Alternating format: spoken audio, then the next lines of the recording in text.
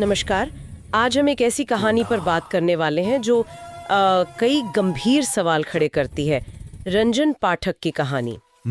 सोचिए, एक तरफ पिता सरकारी मुलाजिम, माँ गांव की सरपंच, मतलब एक ठीक ठाक सम्मानित पृष्ठभूमि। बिल्कुल।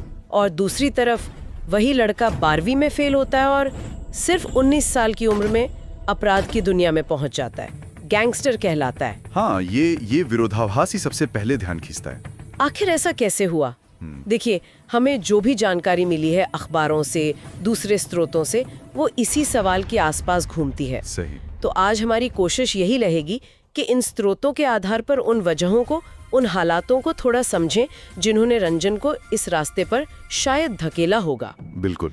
और जैसा आपने कहा, ये सिर्फ एक इंसान की कहानी नहीं। हाँ। ये काफी उलझी हुई तस्वीर है और हमें इसके हर पहलू को देखना होगा, जैसा कि हमारे स्रोतों ने बताया है। अच्छा, तो इसे खोल कर देखते हैं। चलिए शुरुआत करते हैं रंजन की पारिवारिक पृष्ठभूमि से। हाँ। हमें पता चलता है कि रंजन बिहार के सीतामढ़ी जिले के मलाही गांव का रहने वाला था।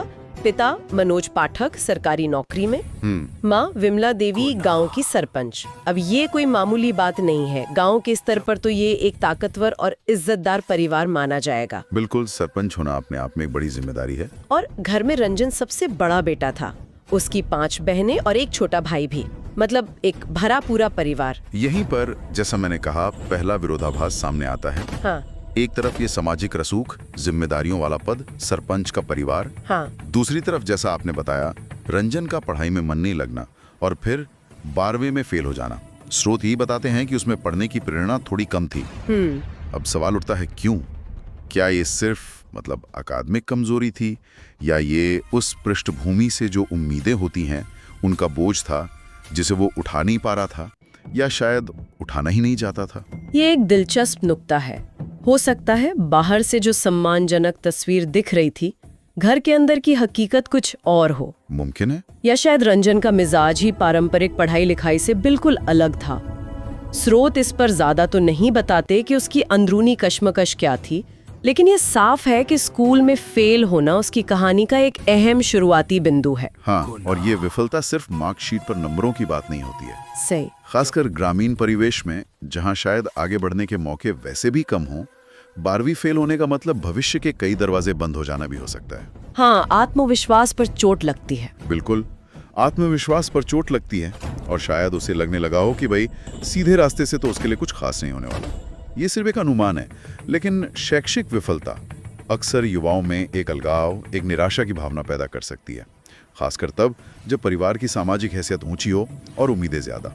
और इसी पृष्ठभूमि के साथ फिर सिर्फ 19 साल की उम्र में उसकी जिंदगी में एक ऐसा मोड़ आता है, एक भूचाल आता है जिसने सब कुछ पलट कर रख दिया। जानकारी ये कहती है कि रंजन की एक सौतेली बहन का किसी दूसरी जाति के लड़के के साथ प्रेम संबंध था। अच्छा। जब रंजन को इसका पता चला तो उसकी प्रतिक्रिया बहुत ही हिंसक थी। उसने उस युवक की हत्या कर दी। महज 19 साल की उम्र में? हाँ, 19 साल। शोध इस घटना को सीधे तौर पर मोड़ बताते हैं। ये भी जिक्र है कि इस झगड़े में रंजन के सिर पर भी गोली लगी थी। नतीजा जाहिर है, गिरफ्तारी और फिर जेल। सिर्फ 19 साल की उम्र में हत्या का आरोप और जेल यात्रा। ये घटना, देखिए, ये अपने आप में कई परतें खोलती हैं। सही। पहली बात तो उम्र, 19 साल। ये वो दौर होता है जब भावनाएं बहुत तेज होती हैं, सोच समझ शायद उतनी पक्की नहीं होती। सही। दूसरी बात ये कि दूसरी जाति और प्रेम संबंध का जिक्र। स्रोत सीधे तौर पर इज्जत या सम्मान की बात नहीं करते, लेकिन हमें पता है कि इस तरह के मामलों में अक्सर सामाजिक दबाव, खासकर ग्रामीण भारत में, एक विस्फोटक भूमिका निभाता है। हाँ, ये इज्जत का सवाल बन जाता है। बिल्कुल। क्या रंजन पर परिवार या समाज की तरफ से इस इज्जत को बचाने का दबाव था, या ये उसकी अपनी जिसे कहते हैं मर्दानगी या अधिकार जताने की एक हिंसक कोशिश थी? स्रोत हमें इसका सीधा जवाब नहीं देते, लेकिन ये सवाल जरूर खड़े होते हैं। आपने कहा सामाजिक दबाव, ही कितना अजीब है ना कि माँ खुद सरपंच हैं जो कानून और व्यवस्था का एक तरह से प्रतिनिधित्व करती हैं, और बेटा कानून को अपने हाथ में ले रहा है, वो भी इतने भयानक तरीके से। क्या ये विरोधाभास दिखाता है कि घर का माहौल शायद उतना अनुशासित नहीं था, या फिर रंजन पर इन पदों का कोई सकारात्मक असर ही नहीं पड़ा? ये एक बहुत ही महत्वपूर्ण बिंदु है जो आपने उठाया। अक्सर हम मान लेते हैं कि पद और प्रतिष्ठा का असर परिवार पर अच्छा ही होगा। हाँ, यही सोचते हैं सब। लेकिन यहाँ कहानी कुछ और इशारा कर रही है। हो सकता है कि बाहरी दुनिया का सम्मान और घर के अंदर की जो डायनामिक्स थी वो बिल्कुल अलग हो, या ये भी मुमकिन है कि रंजन ने अपने परिवार की स्थिति को एक तरह की सुरक्षा या अधिकार के तौर पर देखा हो, ये सोचकर के वो कुछ भी करके शायद बच निकलेगा, जो जाहिर है गलत साबित हुआ। ये दिखाता है कि पारिवारिक पृष्ठभूमि एक दोधारी तलवार हो सकती है। जहां ये संसाधन और अवसर दे सकती है, वहीं ये जटिल दबाव और गलतफहमियां भी पैदा कर सकती है। और उस एक हिंसक काम ने, जैसा कि स्रोत बताते हैं, रंजन के लिए अपराध की दुनिया का दरवाजा खोल दिया। बिल्कुल। और आपने सिर पर लगी गोली का भी जिक्र किया था। हाँ। पर उसके गुस्से पर, उसके फैसलों पर कोई असर पड़ा? ये भी सोचने वाली बात है। हालांकि स्रोत इस पर ज्यादा जानकारी नहीं देते। बिल्कुल। जेल जाना, वो भी हत्या के आरोप में, यकीनन किसी भी युवा की जिंदगी पर एक गहरा दाग छोड़ता है। हाँ, बहुत गहरा। अब बात करते हैं जेल से बाहर आने के बाद की कहानी की। स्रोत बताते हैं कि जेल से छूटने के बाद रंजन ने अपराध की दुनिया में पूरी तरह से कदम रख दिया। अच्छा। पुलिस रिकॉर्ड्स के हवाले से कहा गया है कि वो शराब की तस्करी और फिर कॉन्ट्रैक्ट किलिंग, यानी सुपारी लेकर हत्या करने जैसे गंभीर अपराधों में शामिल हो गया। कॉन्ट्रैक्ट किलिंग तक? हाँ। धीरे धीरे उसने इस अंधेरी दुनिया में अपना नाम बना लिया एक तरह से। जेल के बाद का ये रास्ता, ये कहानी का शायद सबसे दुखद लेकिन कहीं ना कहीं समझने लायक पहलू भी है। यहाँ कई बातें एक साथ काम कर रही होंगी। जैसे? पहला तो जेल का अनुभव खुद। भारतीय जेलें अक्सर कहा जाता है कि सुधार गृह कम और अपराध की पाठशाला ज्यादा बन जाती हैं। हाँ, ये तो सुना है। क्या जेल में उसका संपर्क और बड़े अपराधियों से हुआ? क्या वहीं उसने नए नेटवर्क बनाए? स्रोत इसका ब्यौरा तो नहीं देते, पर यह एक प्रबल संभावना है। और जेल से बाहर आने के बाद समाज का रवैया कैसा रहा होगा? एक हत्या का आरोपी जेल काट कर लौटा है, क्या मुख्य धारा में उसे आसानी से जगह मिलती है? यही दूसरा अहम बिंदु है। शायद उसके लिए रोजगार या एक सामान्य सम्मानजनक जीवन जीने के सारे रास्ते बंद हो चुके थे, या उसे ऐसा लगा। समाज का ठप्पा, पुलिस की निगरानी, ये सब मिलकर किसी भी व्यक्ति को दोबारा मुख्य धारा में लौटने से रोक सकते हैं, उसे हतोत्साहित कर सकते हैं। तो फिर अपराध ही आसान रास्ता लगा होगा शायद।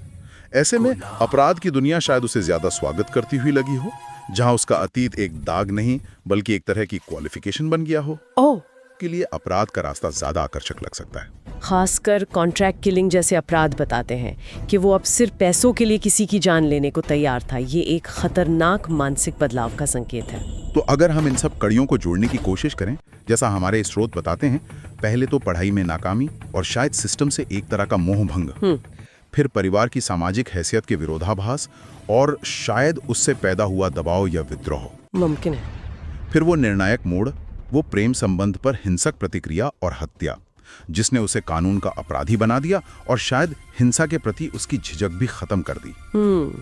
फिर जेल का अनुभव, जिसने शायद उसे और कठोर बनाया और नए संपर्क दिए। हाँ, शायद। और अंत में जेल के बाद विकल्पों की कमी और अपराध की दुनिया का आकर्षण, ये सब मिलकर रंजन पाठक के गैंगस्टर बनने की एक तस्वीर बनाते लगते हैं। बिल्कुल। और इन सब कारकों को अलग अलग देखना शायद सही नहीं होगा।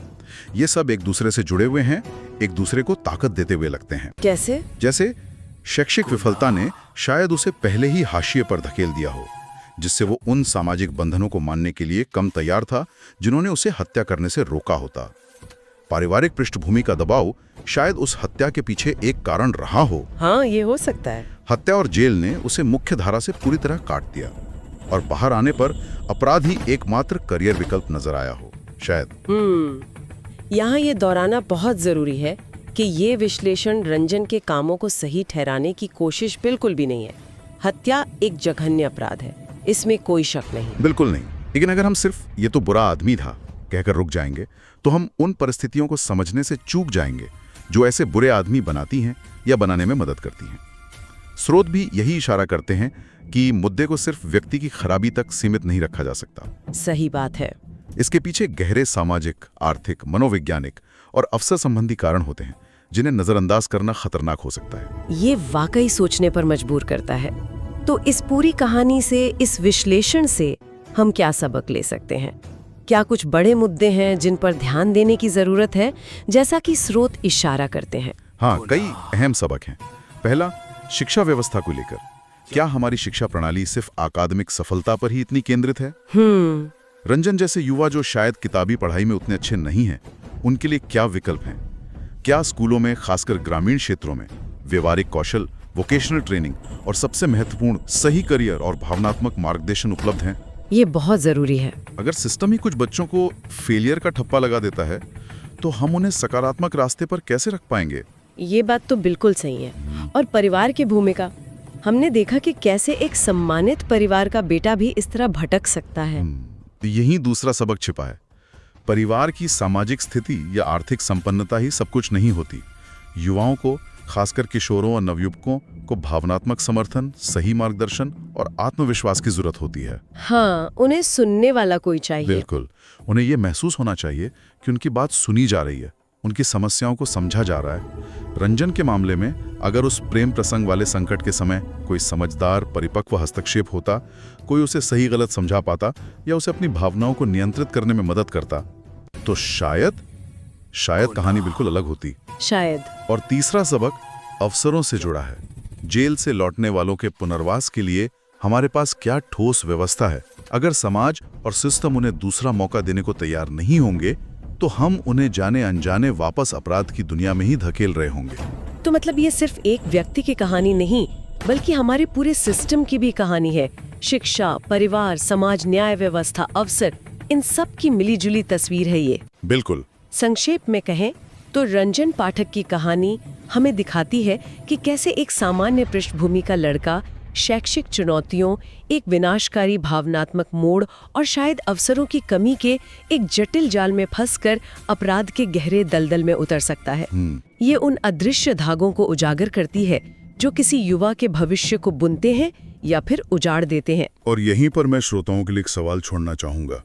ये हमारे स्रोतों के विश्लेषण से ही उभरता है, लेकिन इसका जवाब शायद और गहरे चिंतन की मांग करता है। जरूर। हमने देखा कि रंजन के जीवन में कई मोड़ आए। स्कूल में फेल होना, वो हिंसक घटना, जेल जाना। सवाल ये है, क्या हमारे समाज और हमारी व्यवस्थाओं में ऐसे कोई अर्ली वार्निंग सिस्टम या हस्तक्षेप के तरीके मौजूद हैं जो ऐसे युवाओं की पहचान कर सकें जो जोखिम भरे रास्ते पर जा रहे हैं? ये बड़ा सवाल है। और पहचान करने के बाद क्या हमारे पास उन्हें समय रहते सही समर्थन, मार्गदर्शन और सकारात्मक विकल्प देने के लिए पर्याप्त संसाधन और उससे भी ज्यादा इच्छा शक्ति है? रंजन पाठक जैसे मामलों को सिर्फ कानून व्यवस्था की समस्या मानने के बजाय क्या हम इसे एक सामाजिक और प्रणालीगत चुनौती के रूप में देख सकते हैं और इसके समाधान के लिए ज्यादा रचनात्मक और शायद ज्यादा सहानुभूतिपूर्ण तरीके खोज सकते हैं?